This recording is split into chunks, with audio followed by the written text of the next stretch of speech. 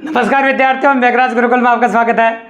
और आज जो वीडियो में आपके लिए लेके आए जो पीटीटी 2023 का जो आज पेपर हुआ उसका कंप्लीट रीजनिंग का सॉल्यूशन विद आंसर की डिटेल में कंसल्ट करने वाले हैं। और जैसा कि कई बच्चे कह रहे हैं पेपर देने के बाद कैसे पेपर काफ़ी हार्ड आया, पेपर बिल्कुल भी हार्ड नहीं है, पेपर थोड़ा लेंदी था। और जो प्रैक्टिस वेरिएंट प्रोग्राम आपका अच्छा है, अगर आपके अच्छी जगह पढ़े हैं तो कोई बड़ी बात नहीं कि क्वेश्चन काफ़ी मतलब हैवी हो, बिल्कुल भी हैवी नहीं है। नॉर्मल सी लैंग्वेज है, ये जरूर लेंदी है थोड़ा कि क्वेश्चन की जो लैंग्वेज है थोड़ी बड़ी बड़ी दी गई है और कुछ भी नहीं। तो एक एक क्वेश्चन को डिटेल में कंसल्ट करेंगे और आराम से अपनी आंसर की भी एफर्ट करेंगे आप, और सॉल्यूशन के बारे में जानेंगे। तो आंसर की विद सॉल्यूशन अपन बात करेंगे आपके सामने। पीटीटी 2023 सिर्फ रीजनिंग के जो 50 क्वेश्चन थे उनके बारे में बात करेंगे अपन। तो रीजनिंग के 50 क्वेश्चन अगर आप सॉल्यूशन से चाहते हैं तो इस वीडियो को कंप्लीटली जुड़ जाइए। अगर चैनल को सब्सक्राइब नहीं किया दोस्तों सब्सक्राइब कर दीजिए और कंटिन्यू पहले क्वेश्चन से स्टार्ट करते हैं अपन। तो पहला क्वेश्चन आपके जो पेपर में आया था वो बता देते हैं आपको। तो पहला क्वेश्चन जो आया था आपको, उस विकल्प का चयन करें जो दिए गए संयोजन की जल छवि के समान हो। मतलब जल प्रतिबिंब टॉपिक का क्वेश्चन था ये। और जल प्रतिबिंब आपको बताना था कि जो नंबर्स आपको दे रखे थे ये जल प्रतिबिंब के आपको बताने थे। जैसे आप जल में देखोगे तो कैसा दिखाई दोगे, तो जल में आप देखेंगे तो ये आकृति इस प्रकार दिखाई देगी जो कि ऑप्शन नंबर डी में था। और एक और बात याद रखिएगा, जो बच्चे मेरे से पढ़े हैं या फिर उनको पता होगा या फिर मेरे वीडियोस देखे तो उनको पता होगा कि आपको ऐसा बिल्कुल भी नहीं करना था। जो आपका पेपर आया था उसके ऊपर पेन फेरना था और पेन फेर के बस पेपर को ही उल्टा देखना था। पेन फेर के जैसे आप उल्टा देखते तो ऑप्शन नंबर डी आपको नजर आ जाता। तो पहला क्वेश्चन आपका जल प्रतिबिंब था, बिल्कुल सिंपल और काफ़ी इजीली आप आंसर कर सकते थे। इस क्वेश्चन में कोई बड़ी बात नहीं थी। अब आ जाते हैं इसमें क्वेश्चन नंबर 3 के बारे में। क्वेश्चन नंबर 2 थोड़ा लैंग्वेज में बड़ा है, जो अपन क्या है डिजिटल बोर्ड नहीं होने के कारण तो मैं उसको लिख नहीं सकता। तो आपको कम्युनिटी जो मेरी कम्युनिटी है इसकी यूट्यूब चैनल की, उस कम्युनिटी में डाल दूंगा उसका सॉल्यूशन। और क्वेश्चन नंबर 3 के बारे में बात कर लेते हैं। तो क्वेश्चन नंबर 3 अपना ये कहता है कि फिल्म निर्देशक है लकी की भूमिका के लिए एक अभिनेता चाहता है कि मूल पटकथा में ऐसे एक दे रखा था गद्दांश टाइप का आपको, और उसमें 3 अभिनेताओं के बारे में आपको दे रखा था अलग अलग, और जो उसकी चॉइस थी वो आपको पढ़नी थी। बिल्कुल सिंपल क्वेश्चन था, बस लैंग्वेज ही थोड़ी बड़ी थी। उसकी चॉइस ये थी पटकथा लकी के एक औसत आकार चाहिए था उसको, 40 के आसपास की उम्र चाहिए थी, लाल बालों वाला चाहिए था, गहरी बुरी आंखों वाला चाहिए था, बहुत गोरी त्वचा वाला चाहिए था, एक शानदार मुस्कान के रूप में चाहिए था। तो ऐसे 2 गुणों को मिलाने वाला अगर आप देखोगे तो दूसरे और तीसरे में आपको नजर आ जाएगा। तो लाल बाल भी दिख जाएंगे, गहरी बुरी आंखें भी दिख जाएगी और गोरा भी दिख जाएगा और मध्य 40 के आसपास हो जाएगा। ठीक है, और ये ऐसे ही इस 3 पॉइंट में 40 के आसपास दिखा जाएगा। तो 2 नंबर 3 नंबर पॉइंट जो ऑप्शन नंबर बी में है उसमें आप ढंग से पढ़ेंगे तो काफ़ी इजीली अप्रोच है। क्वेश्चन इतना देखो लैंग्वेज जरूर बड़ी थी क्वेश्चन की, लेकिन क्वेश्चन बिल्कुल सिंपल था। तो क्वेश्चन में कोई बड़ी अप्रोच थी नहीं, तो आप इसका इतना हैवी ना समझे, बिल्कुल नॉर्मल क्वेश्चन था। अब आ जाते हैं क्वेश्चन नंबर 4। इसकी लैंग्वेज भी काफ़ी बड़ी थी। लैंग्वेज को आपको पढ़ना पड़ेगा। जो क्वेश्चन नंबर 4 आपकी लैंग्वेज पढ़ेगा आप, फिर इसमें सब अंदाजा लगा रहे थे अपना अपना। जैसे पहला अंदाजा लगाया था सभी पुरुष इस बात से सहमत है कि पहले 2 संख्या 6 7 है। तो सभी पुरुष इस बात से सहमत है पहले 2 संख्या क्या है 6 7 है। ये लाइन बोली थी पहले में जो आपको लिखनी थी। 3 सहमत है कि तीसरी संख्या 2 है। 3 सहमत थे कि तीसरी संख्या 2 थी, ये अपन ने लिखा था। उनमें से 3 इस बात से सहमत है कि चौथी संख्या 4 है। तो 3 इस बात से सहमत है कि चौथी संख्या 4 है, ये भी बोला गया था। और यूँ बोला था इसके बाद 3 सहमत है कि 5 संख्या चौथी संख्या से बड़ी है। 5 संख्या चौथी संख्या से बड़ी हो और 6ठी से कम हो। तो ये 6ठी से कम ऑप्शनों को जब देखोगे तो आप देखोगे ये इससे बड़ी है, ये इससे कम है। और ये लास्ट लाइन में बोली गई थी कि 7वीं संख्या जो 8 होनी चाहिए। तो सारे निष्कर्ष में निकलने के बाद, सारे ऑप्शंस देखने के बाद ऑप्शन नंबर बी करेक्ट निकला। तो ईमानदारी से अगर ये 5 पॉइंट आपको दिए गए थे, अगर 5 पॉइंटों का आप अच्छे से पढ़ते तो बिल्कुल सिंपली ऑप्शन नंबर बी आप काफी इजीली कर देते। तो क्वेश्चन कोई बड़ा नहीं था, बिल्कुल सिंपली बात। आपको लगता होगा क्वेश्चन बड़ा था, क्वेश्चन बिल्कुल बड़ा नहीं था, काफी इजी क्वेश्चन था और काफी इजीली अप्रोच कर सकते थे आप। आप आ जाते हैं क्वेश्चन नंबर 6 पे। और क्वेश्चन नंबर 6 अपना क्या कहता है वो भी देखिए। 5 नंबर की लैंग्वेज थोड़ी बड़ी है, थोड़ी ज़्यादा ही बड़ी है, तो उसको कम्युनिटी में डाल दूंगा मैं सॉल्यूशन सहित। और क्वेश्चन नंबर 6 देखिए, जो क्वेश्चन आपको नहीं बताया जा रहा है वो कम्युनिटी में मिल जाएंगे आपको। जो कोई मेरा चैनल है उसकी कम्युनिटी में मिल जाएगा। मेरे टेलीग्राम चैनल भी मेघराज गुरुकुल के नाम से, उस पर भी आपको मिल जाएगा इसकी सॉल्यूशन। उस विकल्प का चयन करें जो दिए गए संयोजन जल छवि के समान है, ऐसा कह सकते हैं अपन। तो जल छवि के समान है, इसमें जल आकृति पूछी थी आपकी। और जैसे मैंने अभी कहा था कि जल आकृति देखने क्या ऊपर का नीचे, नीचे का ऊपर दिखता है, तो ऐसा जो आप देखेंगे इसमें तो ऑप्शन नंबर ए आपका आंसर आ जाएगा। आप देखना क्वेश्चन नंबर 6 को। इसमें जल छवि थी, जल में देखने को तो बताया, पेन फेरते गड़ा गड़ा के और पेज को उल्टा देख लेते। तो बिल्कुल सिंपल क्वेश्चन था, इस क्वेश्चन में कोई बड़ी बात नहीं थी। अब आ जाते हैं अपन क्वेश्चन नंबर, ये था हो गया आपका क्वेश्चन नंबर 6। क्वेश्चन नंबर 6 पाते हैं। तो क्वेश्चन नंबर 6 जल छवि वाला नहीं था। क्वेश्चन नंबर 6 की लैंग्वेज पढ़ लेते हैं अपन। तो क्वेश्चन नंबर 6 में एक वाक्य दे रखा था आपको, उसको पढ़ना था आपको। और इसका जो ए ऑप्शन है वो पढ़ बिल्कुल अस्तित्व न करे, क्योंकि यह टैक्सी चालक और कर अधिकारियों के बीच का मामला था। तो देखो आप एक टैक्सी में बैठ के कहीं जा रहे हैं, ऐसा क्वेश्चन था एक, और वो एक चालक के मान लो हो सकता है अपने सामान भूल गए, फिर जो भी उसके लाइसेंस वगैरह भूल गए, टैक्सी वो समझो आरटीओ वालों ने उसको रोक लिया और उनमें बहस चल रही है। तो आप टैक्सी करके जा रहे हैं तो आपको इस मामले में बिल्कुल नहीं बोलना चाहिए, क्योंकि आपको यूँ समझ लीजिए कि उन दोनों का बीच का मामला है, क्यों बोला हुआ है और चेक करने की जिम्मेदारी उनकी, आप सिर्फ पैसेंजर है। इसलिए इसका आंसर ऑप्शन नंबर ए था। ये हो गया आपका। अब आ जाते हैं अपने क्वेश्चन नंबर 10 पे। तो क्वेश्चन नंबर 10 अपना क्या कहता है वो देखिए।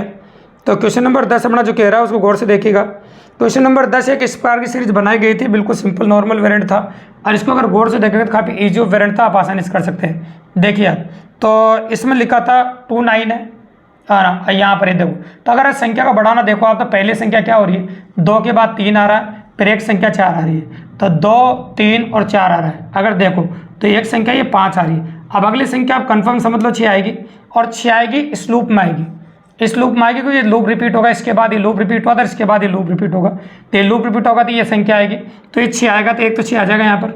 फिर यहाँ देखो एक कम होता जा रहा है, 9, 8, 7 और 6, अब क्या आएगा 5, तो 5 यहाँ आ जाएगा आपका।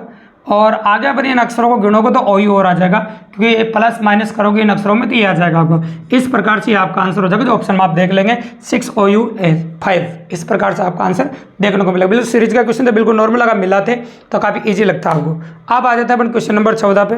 तो क्वेश्चन नंबर 14 क्या कह रहा है अपना, वो भी देख लीजिए। क्वेश्चन नंबर 14 की जो लैंग्वेज है वो देखते हैं अपन। तो क्वेश्चन नंबर 14 में नीचे दिए गए चित्र में त्रिभुजों की संख्या आपसे पूछी थी, को त्रिभुज गिनने थे, आपको गिनते रख के, बिल्कुल सिंपल था।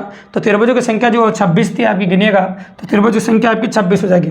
इसके बाद क्वेश्चन नंबर जो 15 था, दी गए उत्तर आकृतियों में से उसे चुनिए जिनके प्रश्न आकृति सन्निहित हो। तो एक ऐसा आकृति दी गई थी जो चारों ऑप्शनों में आपको ढूंढना था कौन सी आकृति में मिल जाएगी। तो जब आप डी ऑप्शन को देखेंगे तो डी ऑप्शन में आकृति आपको आसानी से मिल जाए, कौन सी आकृति किसमें छुपी हुई है, ये छुपी हुई आकृति से क्वेश्चन आया था, बिल्कुल सिंपल सा और काफी ईजी क्वेश्चन है। ये सिंपल क्वेश्चन था, इसमें कोई बड़ी बात नहीं थी दोस्तों।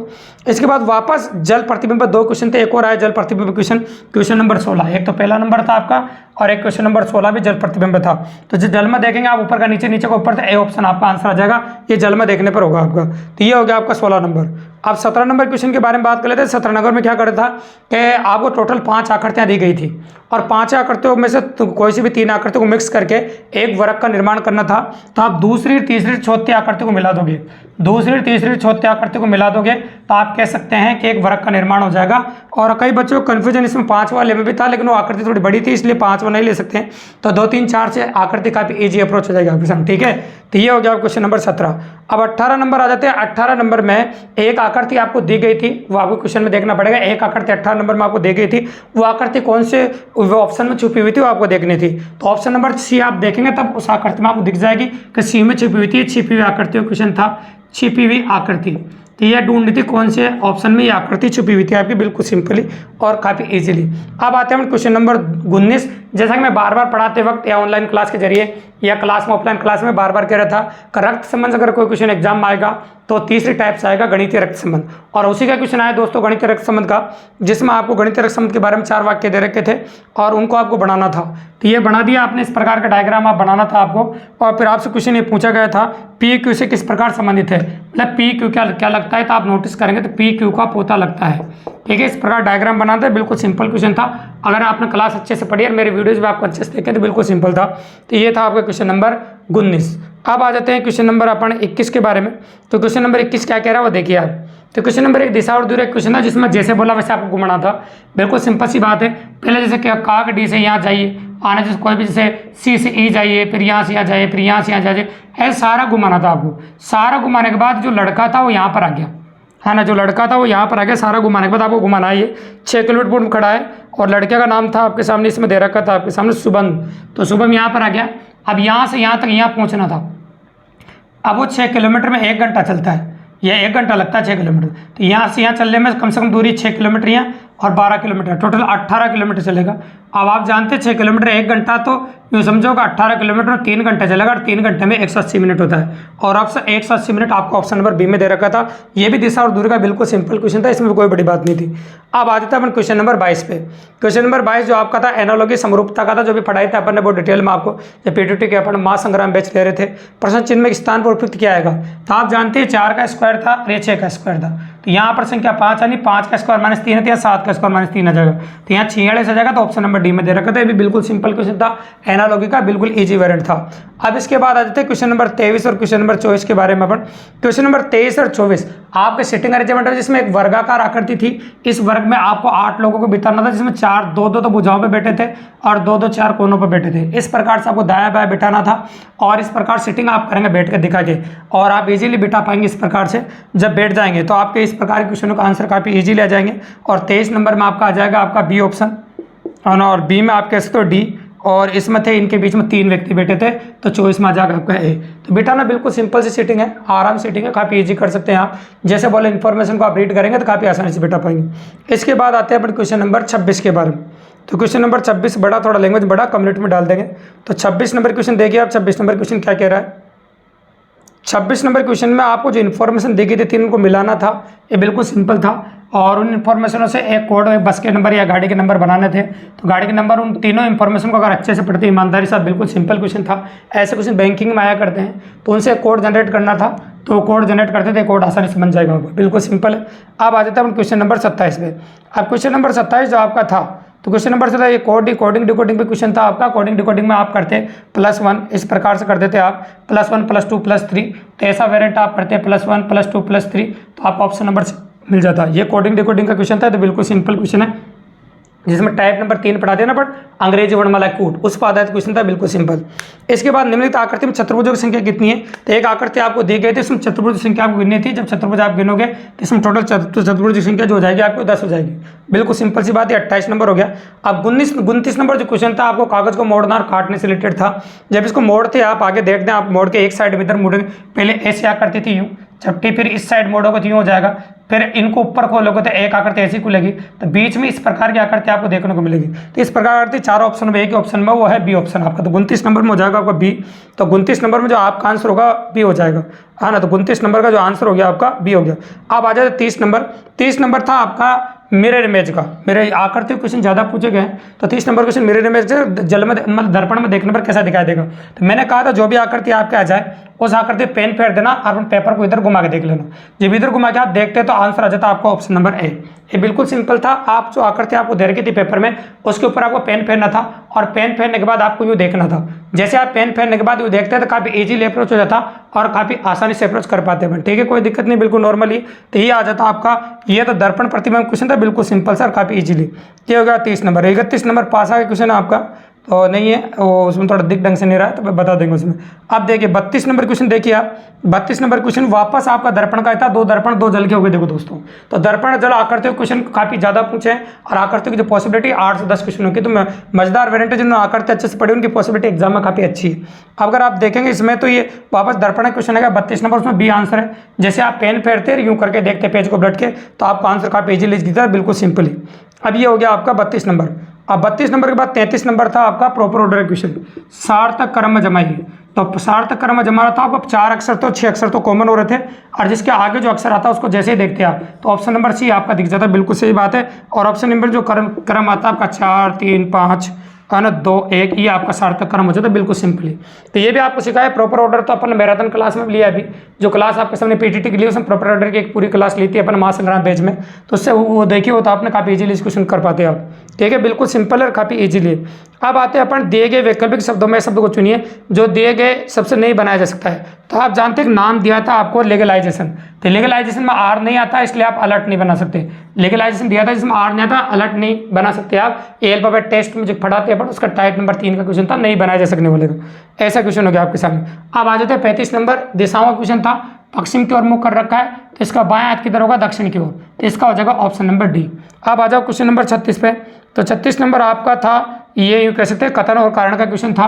तो कथन दे रखा था, कौन सा स्पष्टीकरण कौन सा कारण, अगर आप ढंग से देखते तो आपको दिख जाता कठोर जल से कपड़े ठीक नहीं धोए जाते हैं, कठोर जल में अनेक खनिज होते हैं। तो वैसे दोनों बातें सही हैं और दोनों बातें सही है, लेकिन सेकंड जो बात है वो पूर्ण रूप से इसका स्पष्टीकरण नहीं करती है, अतः ऑप्शन नंबर बी सही हो जाएगा आपका। ठीक है, इसके बाद एक औसत का क्वेश्चन था, 4 संख्या आपको दे रखी थी। तो आप जानते हो औसत का राशियों का योगफल बटा राशियों की संख्या, तो चारों संख्या को जोड़ के जब आप 4 का भाग लगाते और 4 का भाग लगाने के बाद संख्या प्राप्त होती है, ऑप्शन नंबर डी में मिल जाती है आपको। ये गणित का क्वेश्चन आया था, ये मैथ का क्वेश्चन था, जिसमें चारों संख्याओं को जोड़ देते हैं आप, 4 का भाग लगाते, जैसे औसत होता है राशियों का योगफल बटा राशियों की संख्या। बिल्कुल सिंपल था और काफ़ी इजीली कर सकते थे आप। इसके बाद अगला क्वेश्चन था आपका क्वेश्चन नंबर 38। वह क्वेश्चन कैलेंडर से दिया गया था, इसमें 12 फरवरी 2012 को सप्ताह का कौन सा दिन था। सप्ताह कौन सा दिन ये पूछा था 12 फरवरी 2012 को जब जन्म आप डे ज्ञात करने से निकालोगे तो मंगलवार आ जाएगा। बिल्कुल सिंपल क्वेश्चन था, तो काफ़ी भारी क्वेश्चन नहीं था, ईजी क्वेश्चन था। इसके बाद अगला क्वेश्चन आपको 39 में वापस कोडिंग डिकोडिंग से आ गया। अब कोडिंग डिकोडिंग जैसे आप चेक करेंगे +1 -2 जो भी दे रखा था उसे चेक करोगे तो काफ़ी इजीली हो जाएगा ये। अब क्वेश्चन नंबर 41 देखिए आप। अब क्वेश्चन नंबर 41 की अगर हम बात करें, दी कागज शीट में बॉक्स को चुने, तो एक पासा क्वेश्चन था, उसको फोल्ड करने के बाद कैसे आकृति दिखेगी, तो 3 आकृति दिखेगी, 4 भी दिखेगी। जैसे एक खुला हुआ पासा था, खुला हुआ पासा बता दो, तो फोल्ड करने के बाद कैसे आकृति आपको नजर आएगी, तो वो इस प्रकार का एनालिसिस था आपका। ठीक है, तो 3 और 4 दोनों में खुला खोलने के बाद आपको नजर आएगा। इसके बाद आपको बोला था प्रारंभिक घड़ी में 1:30 बज रहे हैं, 1,44,356 मिनट बाद क्या समय दिखाएगी। तो भाई क्वेश्चन बिल्कुल सिंपल था, इसमें कोई बड़ी बात नहीं थी। तो 1,44,356 मिनट में आपको 60 का भाग लगाना था, और 60 का भाग लगाने के बाद जो टाइम आता, टाइम आपको दे रखा था, उसमें जो 24,000 से या 2400 के आसपास आ रहा है, 2405 के पास 2405.93 आ रहा था, ये समझ लो आप 2405.93। तो 2400 तो आप कह सकते हैं कि 12 घंटे में पूरा हो जाता है, तो आप 5.93 ले लेते, तो यहाँ से बन के आ जाता है आपका, ये समझ लो कि जो समय बन के आता है 5 घंटे के ऊपर, है ना, 6 घंटे के ऊपर, जो उसमें समय में जोड़ते आप तो 7:26 आपका आ जाता। तो आपको कुछ भी नहीं करना था, बिल्कुल सिंपल था, ये आगे का समय वो ले लेना था बस, है ना, बिल्कुल है। तो 2400 घंटे तो आप लेते हैं नहीं, 24 घंटे काम ही नहीं आ रहे अपने, क्योंकि 24 घंटे में तो वापस रिपीटेबल 12 घंटे में रिपीट होता है, तो इस जोड़ देते 7:26 आपका आ जाता। ठीक है, तो ये हो गया 42 नंबर क्वेश्चन आपका। अब 43 नंबर जो क्वेश्चन था आपका, वो 7 व्यक्तियों को एक उसमें बिठाया गया था गोल घेरे में, और उसमें पूछा गया था आपसे कि लीला के ठीक दाएं कौन बैठा, तो मेहुल बैठा था। 7 लोगों को इस गोल घेरे में बैठाना था, ऐसा आपको ऐसी सेटिंग बैठानी थी आपको। ये सेटिंग बैठा के आप जहाँ भी बैठते हो काफ़ी इजीली अप्रोच हो जाता है ना। तो इसी नाम से मेरा चैनल है, मेघराज गुरुकुल के नाम से टेलीग्राम चैनल है, उसको ज्वाइन कर लो, तो वहाँ पर इसके सॉल्यूशन मिल जाएंगे पेपर के रूप में, PDF के रूप में, वहाँ भी मिल जाएंगे आपको। बिल्कुल सिंपल है, इसमें कोई बड़ी बात नहीं थी।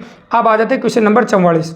क्वेश्चन नंबर 44 अपना ये कहता है, बाएं दाएं का क्वेश्चन था आपका, और यूँ कैसे रैंकिंग टेस्ट में से एकमात्र क्वेश्चन आया था, जो अभी बताए रहे थे अपन, जब 2 व्यक्ति आपस में अपना स्थान परिवर्तित कर ले, जब 2 व्यक्ति आपस में अपना स्थान परिवर्तित कर ले, उस पर क्वेश्चन था क्वेश्चन नंबर 44। और क्वेश्चन नंबर 44 जब आप सोल्व करते तो ऑप्शन नंबर बी आपका आंसर आ जाता। ये 44 नंबर हो गया आपका। अब आ जाते क्वेश्चन नंबर 45। 45 नंबर क्वेश्चन आपका वेन डायग्राम से था। अब वेन डायग्राम जब आप सोल्व करेंगे तो इससे कोई भी आकृति नहीं बन रही थी, तो नन ऑफ दीज आंसर आ रहा था 45 नंबर। अब क्वेश्चन नंबर 46 की अगर हम बात करें आपके सामने, तो 46 में जो आकृतियाँ वो अलग अलग थी, इसलिए नहीं बैठ रही थी। 47 नंबर देखिए आप, 47 नंबर बोला था 3:30 पर कितने डिग्री का कोण बनेगा, तो बताया रखा आपको। बिल्कुल सिंपल वीडियोस देखेंगे आप, 11 × मिनट -60 इंच को बचकर बटा 2। ये मेरे रीजनिंग की जो प्ले लिस्ट है जो मैं डाल दूंगा एंड स्क्रीन में, वो देख लेना आप। 11 × मिनट -60 × बचकर बटा 2 उस फॉर्मूले से आप करते तो डायरेक्ट ही आपका आंसर आ जाता 75 डिग्री। तो 75 डिग्री जो आपका आंसर आता है वो काफ़ी इजीली हो जाता आपका ऑप्शन नंबर बी के अंदर। इसके बाद एक सीरीज दी थी आपको जिसमें 15 दे रखा था, 17 दे रखा था, 23 दे रखा था। ये देखो ऐसी सीरीज थी आपकी जिसमें 15 था, 17 था, इस प्रकार दे रखा था, 23 था, और इसके बाद 35 था, 55 था, और ये 85 था। इस सीरीज में अगला बताना था 48 नंबर क्वेश्चन में आपको। तो आप देखते पहले 2 जुड़ रहा है ना, फिर 6 जुड़ रहा है, फिर आप देखते इस प्रकार से, देखो गौर से देखो आप, 7 और 5 12 जुड़ रहा है, फिर 10 जुड़ रहा है ना, फिर ऐसे कैसे, फिर 20 जुड़ रहा है आपका, 20 जुड़ रहा है, ये 20 हो गया, फिर 30 जुड़ रहा है। अब यहाँ पे देखना, पहले 4 जुड़ रहा है, फिर 6 जुड़ रहा है, फिर 8 जुड़ रहा है, फिर 10 जुड़ रहा है, अब 12 जुड़ता है। 12 जुड़ते हैं 42 आ जाता, और 42 जैसे 85 में जोड़ते हैं आप तो 127 आ जाता आपका। तो आप कहते हैं क्वेश्चन नंबर जो 48 है, 48 का जो आंसर है वो 127 आपका आ जाता ऑप्शन नंबर डी। तो बिल्कुल सीरीज का बिल्कुल सिंपल क्वेश्चन था, कोई बड़ी बात नहीं है। अब 49 नंबर जो क्वेश्चन था आपका वो था वापस कागज़ को मोड़ना और काटने का। जैसे मोड़ के देखते 3 डॉट थी, फिर 3 डॉट इधर बनती तो 6 डॉट बन जाती, फिर इसी प्रकार से इसको 3 बार खोलते ऐसे डॉट थी, देखो ये डॉट थी, ये 3 डॉट, इसको नीचे की साइड खोलेंगे तो ये भी 3 डॉट बनेगी, और ऐसे कैसे फिर ऊपर खोलेंगे यूँ तो फिर ये डॉट बनेगी, फिर ऐसे कैसे खोलेंगे फिर एक डॉट बनेगी, ऐसे टोटल 3 आकृतियाँ बन जाती। तो ऑप्शन नंबर सी में दे रखी थी, बिल्कुल सिंपल सा और काफ़ी इजीली था। इसके बाद सिलोजिज्म से क्वेश्चन पूछा था न्याय में से, वो एक ही क्वेश्चन पूछा न्याय में से, बिल्कुल सिंपल था। तो जिसमें अगर आप ढूंढोगे तो सारे असंभव प्रयास थे, इसलिए ऑप्शन नंबर डी आ रहा नॉन ऑफ दीज, मतलब एक भी सही नहीं था, मतलब जो निष्कर्ष दिए गए थे वो सारे निष्कर्ष गलत थे। तो लास्ट में इनमें से कोई नहीं आ गया, कोई संभावना थी सारी तो अलग अलग था, बिल्कुल सिंपल सी बात है। इस प्रकार से जितने भी क्वेश्चन हैं उनके सबके आंसर की और सॉल्यूशन मैं आपको बता चुका हूँ, और फिर भी आपको लगे कि कोई क्वेश्चन छूट गया है और कोई क्वेश्चन बच गया, हो सकता है लैंग्वेज की वजह से अपन ने छोड़ दिया उसको, तो आप उसको कम्युनिटी में डाल देंगे या फिर आप मेघराज गुरुकुल के नाम से मेरा टेलीग्राम चैनल है, तो वहाँ जाके भी आप सॉल्यूशन कंप्लीटली देख सकते हैं। तो उसका सॉल्यूशन भी मैं वहाँ पर डाल दूंगा दोस्तों। तो वीडियो अगर अच्छा लगा हो चैनल को सब्सक्राइब कर दीजिए, लाइक कर दीजिए, शेयर कर दीजिए। इसी प्रकार से बेहतरीन वीडियोज जो अपडेट आते हैं बहुत शानदार सॉल्यूशन के साथ, रीजनिंग के आपके साथ हम हमेशा शेयर करते रहते दोस्तों। और मैथ रीजनिंग पर फ्री पोस्ट पढ़ाते रहते हैं इस चैनल पर और मोटिवेशन भी चलता रहता है दोस्तों। तो चैनल को सब्सक्राइब करना बिल्कुल भी ना भूलें दोस्तों। धन्यवाद।